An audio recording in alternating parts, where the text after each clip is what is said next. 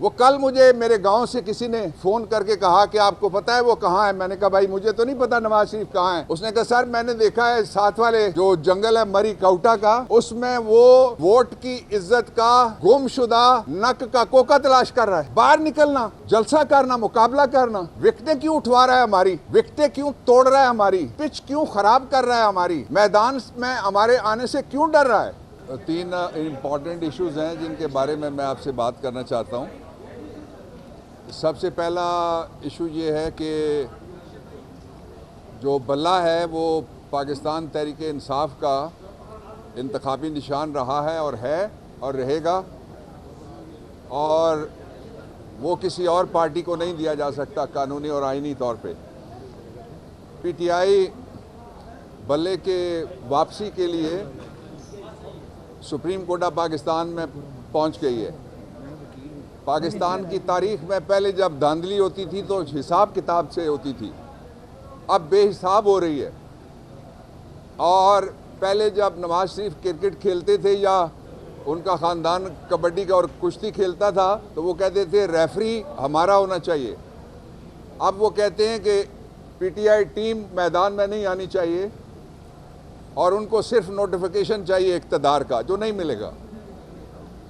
दूसरा ये कि पाकिस्तान की तारीख में इतना मुतासिब रेगुलेटर इलेक्शन कराने का ज़िम्मेदार कभी भी नहीं आया।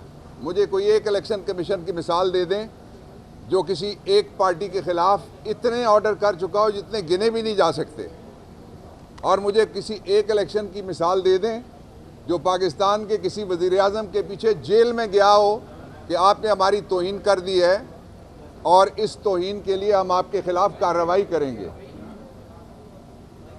कल से एक बात चल रही है, उसके ऊपर मैं पाकिस्तान तहरीक इंसाफ का भी और अपना ज़ाती तौर पे भी मौक़िफ़ आपके सामने रखना चाहता हूँ। और वो बात ये चल रही है कि इमरान खान साहब ने कहा, फ़र्ज जुर्म लगाते वक्त कहा कि आपके ख़िलाफ़ तो आर्टिकल 6 लगना चाहिए।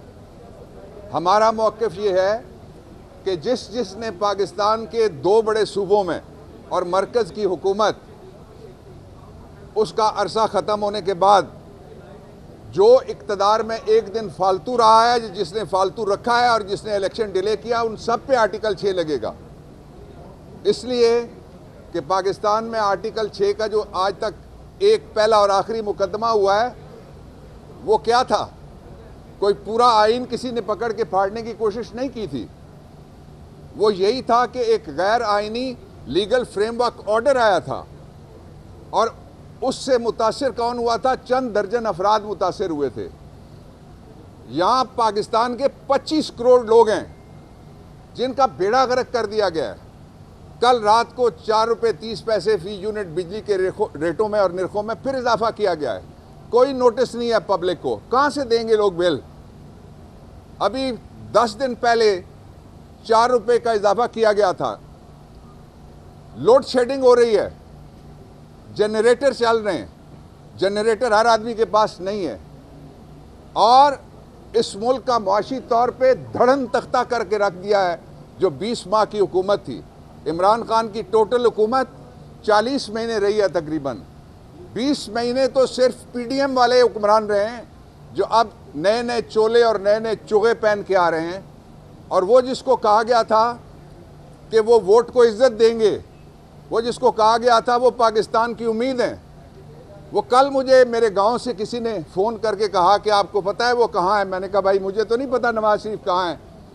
उसने कहा सर मैंने देखा है साथ वाले जो जंगल है मरी काउटा का, उसमें वो वोट की इज्जत का गुमशुदा नक का कोका तलाश कर रहा है। बाहर निकलना, जलसा करना, मुकाबला करना। विकेटें क्यों उठवा रहा है हमारी, विकेटें क्यों तोड़ रहा है हमारी, पिच क्यों खराब कर रहा है हमारी, मैदान में हमारे आने से क्यों डर रहा है। दूसरी बात जो इमरान खान ने कहा, उसके बाद मैं दूसरी बात कहना चाहता हूँ। पाकिस्तान का जो सबसे पहला ये इलेक्शन है जिसके बारे में 100% मौक़िफ़ इमरान खान का दुरुस्त साबित हो रहा है, और एक इदारा जाके कहता है लाहौर हाई कोर्ट में कोई पाबंदी नहीं है। ये बानी पीटीआई क्या होता है? इमरान के नाम से इतना डरते हो? कप्तान कह दो ना, कप्तान से इतना डरते हो? खान बुला दो, खान से इतना डरते हो? और सबको किस तरीके से दबाया जाता है, आपसे ज़्यादा किसको पता है?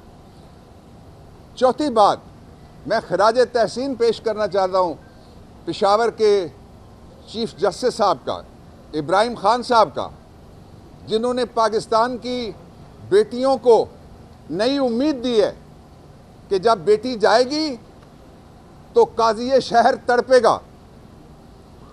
वो कहेगा मेरी बेटी को खाना खिलाओ, वो कहेगा बेटी मैं पहुंच गया हूं, मैंने छुट्टी ख़त्म कर दी है, वो कहेगा मेरी बेटी को कोई गिरफ्तार ना करे। और जो जरताज गुल वज़ीर के साथ हुआ है वो पाकिस्तान की तारीख़ की ख़वातीन के हवाले से सबसे बड़ी खिलाफ वर्जी है। जो आइन है जिसके अंदर 3 जगह ख़वातीन का तहफ़्फ़ुज़ और उनको मेन स्ट्रीम में लाना है, वो जरताज कैबिनेट कुलीग थी हमारी, और उसने इलेक्शन, जनरल इलेक्शन लड़ के जीता था। ख़वातीन से भी डरते हो कि वे जनरल इलेक्शन ना लड़ें। शानदाना के पेपर भी इसी तरह से मुस्तरद किए गए। जितने इलेक्शन हुए, सबसे ज़्यादा जो धांधली ज़दा इलेक्शन भी गिने जाते हैं पाकिस्तान की तारीख में, उनके ऊपर एतराज़ हुआ इलेक्शन ख़त्म होने के बाद। ये वाहिद इलेक्शन है जिस पे हर शख्स यहाँ खड़ा, हर शख्स कोई ज़ुबान से कह रहा है, कोई कलम से कह रहा है, कोई हर्फ से कह रहा है, कोई सौत से कह रहा है, कोई लफ्ज़ से कह रहा है, कोई हवा की लहर पे कह रहा है। हर शख्स कहता है फेयर इलेक्शन नहीं है।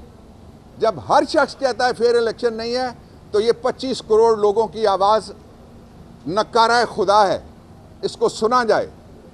अपने लोगों से भी कभी कोई सरजमीन, अपने लोगों से भी कभी कोई हुकूमत, अपने लोगों से भी कभी कोई इलेक्शन कमीशन इस तरह से डरी है कि इनको वोट का मौका नहीं देना चाहिए। दफ्तरों में बैठ के ख़त लिख के पंजाब के चीफ इलेक्शन कमिश्नर साहब को भी और बाकियों को भी लिखा है ख़त। पंजाब के इलेक्शन कमिश्नर ने चार्जशीट दी है, और चार्जशीट क्या है? चार्जशीट ये है कि आरओज़ के दफ्तरों के अंदर से भी लोग उठाए गए। किसी इलेक्शन में बताइए किसी माँ का, किसी बेटी का, किसी बहन का आंचल उतारा गया हो, किसी का बाजू मरोड़ा गया हो, किसी के हाथ से पेपर छीने गए हों। ये पहला इलेक्शन है दुनिया का,